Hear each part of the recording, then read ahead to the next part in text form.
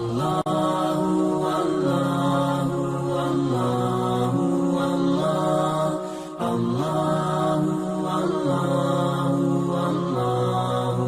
احسن تقویم ثم رددناہ اسفل سافلین، پھر ہم نے اس کو لٹا دیا سب سے نچلے درجے، جہنمی جہنم سے دیکھ رہے ہوں گے، پھر موت کو ذبح کر دیا جائے گا۔ حدیث پاک میں آتا ہے جنتی اتنے خوش ہوں گے، اگر موت کو موت نہ آئی ہوتی تو یہ خوشی سے مر جاتے، اور جہنمی اتنے مایوس اور دکھی ہوں گے، اگر موت کو موت نہ آئی ہوتی تو یہ دکھ سے مر جاتے۔ اب جنتی جنت میں ہیں اور انہیں ان کی آنکھوں کے سامنے موت کو ذبح کر دیا، قصہ ہی تمام ہو گیا۔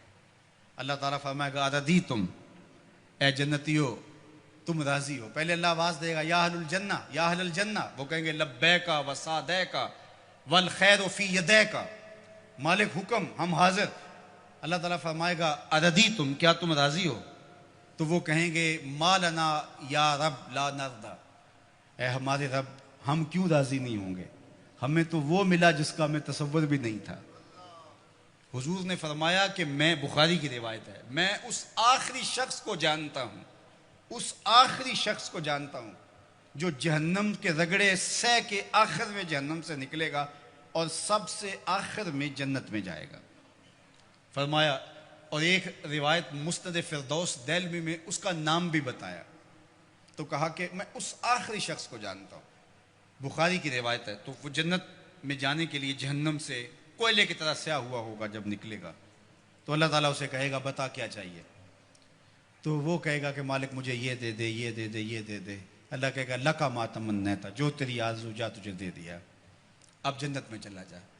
تو وہ خیال کرے گا جنت میں تو کوئی 1 انچ بھی نہیں بچی ہوگی، اتنے لوگ جنت میں چلے گئے ہیں۔ تو وہ کہے گا مالک میرے لیے وہاں کتنی جگہ ہے؟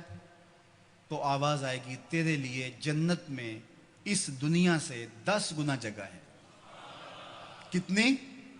یہاں تو 1 کنال کا گھر، 2 کنال کا بنگلہ، 6 کنال کی کوٹھی بنانے کے لیے آدھی زندگی لگ جاتی ہے، اور یہ سب سے پھاڑا سمجھتے ہیں نا، جو سب سے آخر میں جنت میں جائے گا، یہ اس کی جاگیروں کا میں آپ کو بخاری کی حدیث کے حوالے سے بتا رہا ہوں۔ اللہ فرمائے گا جا جنت میں، تیرے لیے دنیا سے 10 گنا ہے، 7 بر اعظموں پہ پھیلا ہوا جہاں، اس کو 10 سے ضرب دے۔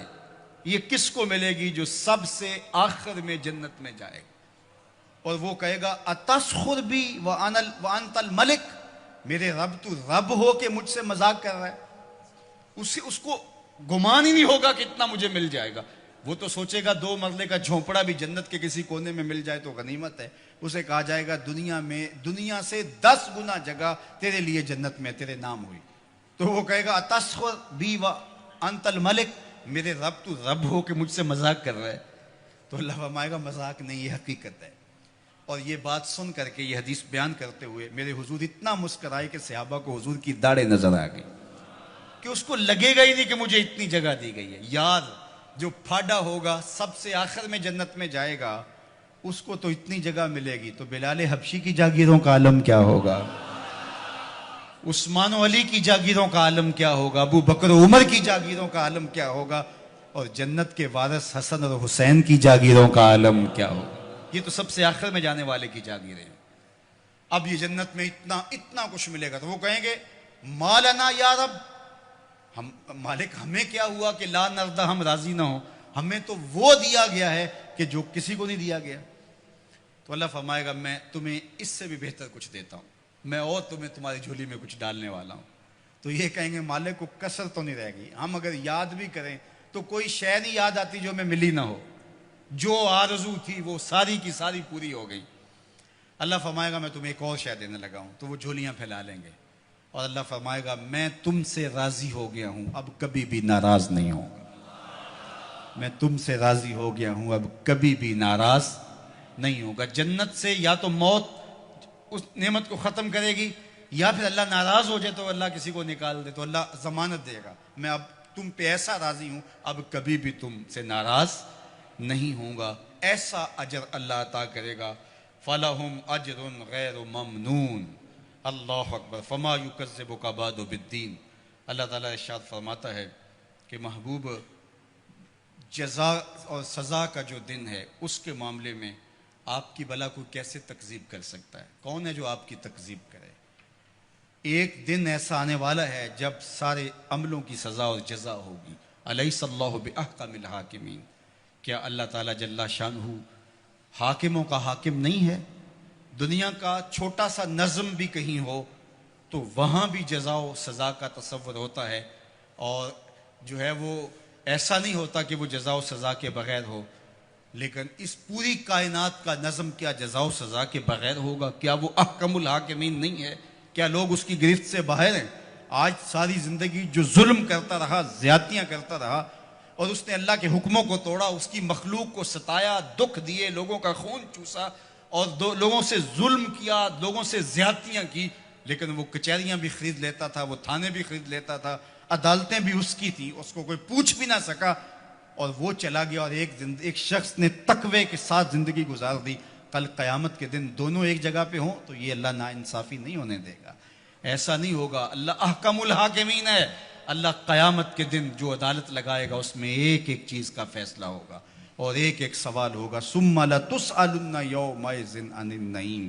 تو آئیے آج کی اس مختصر زندگی کو اللہ کے نام لگا دے۔ آج موقع ہے، کل نہیں ہوگا۔ اج ساوی نے کھلے راہ بھی نے، انج ٹوک نوکھڑے ٹوکدے نہیں، ٹر پویں تے پینڈے مک جاندے، کار بیٹھے ہیں فاصلے مکنے نہیں۔ آج موقع ہے، آج اس کی رحمت آوازیں دے رہی ہے، اور مہینہ ہے رمضان المبارک کا، اور جمعۃ المبارک کی گھڑیاں ہیں۔ ابھی سچے دل سے اس کی طرف رجوع کر لیں، یہ لمحے دوبارہ نصیب نہ جانے ہوں کہ نہ ہوں، تو قبل اس سے کہ وہ وقت آئے کوئی حجت باقی نہ رہے، پھر ہاتھ ملتے رہ جائیں۔ آج موقع ہے، آج توبہ کا دروازہ بند نہیں ہوا، رحمتوں کے دروازے کھلے ہوئے ہیں، اس کی رحمتیں آوازیں دے رہی ہیں، میرے بندے آ جاؤ۔ میں یہ نہیں دیکھوں گا کہ تم آئے کب ہو اور کتنے پاپ لیے آئے ہو، میں یہ دیکھوں گا آئے تو میری چوکھٹ پہ ہو۔ تمہارے نہ صرف گناہ معاف کروں گا بلکہ گناہوں کو بدل کے نیکیوں میں تبدیل کر دوں گا، تم آؤ تو صحیح میری چوکھٹ پہ۔ ایک فقیر تھا، وہ بازار میں کھڑا رو رہا تھا، تو کسی نے رک کے کہا بابا کیا ماجرا ہے، کیوں رو رہے ہو؟ کسی نے مارا ہے؟ کہا نہیں کوئی ایسا ماجرا نہیں، تو پھر کیوں رو رہے ہو؟ کہا لوگوں کے رویے نے مجھے رلا دیا۔ کیا مطلب؟ کہا بازار سے گزر رہا تھا، دنیا میں کھوئے ہوئے لوگوں کو دیکھا، دل میں ترس جاگا، تو میرا خیال آیا ان بندوں کی رب کی صلح نہ کروا دوں۔ تو کہا پھر کیا ہوا؟ کہا میں نے اس سے بات کی، آواز آئی لے آ میری چوکھٹ پہ، ایک آنسو سے سارے گناہ دھو ڈالوں گا۔ میں بڑا خوش ہوا، میں نے ان سے بات کی، یہ الٹا میرا مذاق اڑانے لگے۔ جا بابا کام کر، تجھے کیا پتا دنیا داری کیا ہوتی ہے۔ تو وہ تو معاف کرنے پہ آمادہ تھا، یہی اس کی دہلیز پہ نہیں جا رہے، تو مجھے اس پہ افسوس ہوا۔ تو وہ تو معاف کر رہا تھا لیکن یہ نہیں مانے۔ خیر اگلے دن وہی فقیر قبرستان میں کھڑا رو رہا تھا، اور وہی شخص دوبارہ گزرا تو پھر رو گیا۔ کہا بابا بازاروں میں بھی روتا ہے، قبرستانوں میں بھی روتا ہے، آج کیا ماجرا ہے؟ کہا کہانی کل والی ہے۔ کہا کیا مطلب؟ کہا کل ان کو دنیا میں کھوئے ہوئے دیکھا، میرے دل میں خیال آیا ان بندوں کی اور رب کی صلح کروا دوں، وہ تو مان گیا، وہ بندے ہی نہیں مانے، مایوس ہو گیا، تو آج ادھر آ گیا، اور آج خیال یہ ہوا ان قبرستان والوں اور رب کی صلح کروا دوں۔ تو بڑے تجسس سے پوچھا آج کیا بنا؟ کہا آج یہ مان گئے وہ نہیں مانتا، آج یہ مانتے ہیں وہ نہیں مانتا۔ تو صاحب آج وہ مان رہا ہے، کہیں ایسا نہ ہو کہ پھر ہم مان جائیں اور وہ نہ مانیں۔ آج لے ان کی پناہ، آج مدد مانگ ان سے، کل قیامت کو نہ مانیں گے اگر مان گیا۔ ماہ سیام کی برکتیں لوٹ لو۔ یہ وہ میں نے دیکھا شیراں والا باغ کے قریب وہ ریڑیاں لگاتے ہوئے، جب پھل آخری دنوں میں ہوتا ہے تو وہ سستا کر دیتے ہیں، تو وہ کہتے ہیں یہ جاتے ہوئے موسم کی بہار لوٹ لو۔ تو جو چیز جو ہے وہ 50 اور 100 روپے کلو ہوتی ہے وہ 20 روپے کلو بیچ رہے ہیں۔ آخری عشرے میں اللہ لوٹ سے لگا دیتا ہے، لوٹ لو میری رحمتوں کو، بس آؤ اور لو اور چلے جاؤ۔ تو آؤ سچے دل سے اس کے حضور آؤ اور رحمتیں اس کی وصول کرو، اور زندگی کو نور اور نکھت اور اجالوں سے بھر لو۔ اس موسم گرمی کے اندر دور و نزدیک سے چل کے آنے والوں، اللہ تمہیں دنیا آخرت کی برکتیں عطا کرے، اپنی خاص پناہوں سے مالا مال کرے، اللہ عزت آبرو آپ کا مقسوم کرے۔ انشاءاللہ العزیز اللہ نے چاہا، اللہ کی مرضی ہوئی تو انشاءاللہ کل نماز عشاء کے بعد صلاۃ التراویح کے بعد یہیں اسی جگہ پہ دوبارہ ملاقات ہوگی، لیلۃ القدر کی مبارک گھڑیوں میں دوبارہ انشاءاللہ آپ سے جو ہے وہ ہم کلام ہونے کا شرف اور موقع ملے گا۔ میں آپ کا کل منتظر رہوں گا۔ اور آخری بات اور اس کے بعد میری گفتگو اختتام کو پہنچی، اور وہ یہ کہ یہ دارالعلوم، یہ درسگاہ، یہ جامعہ اور یہ مرکز مصطفیٰ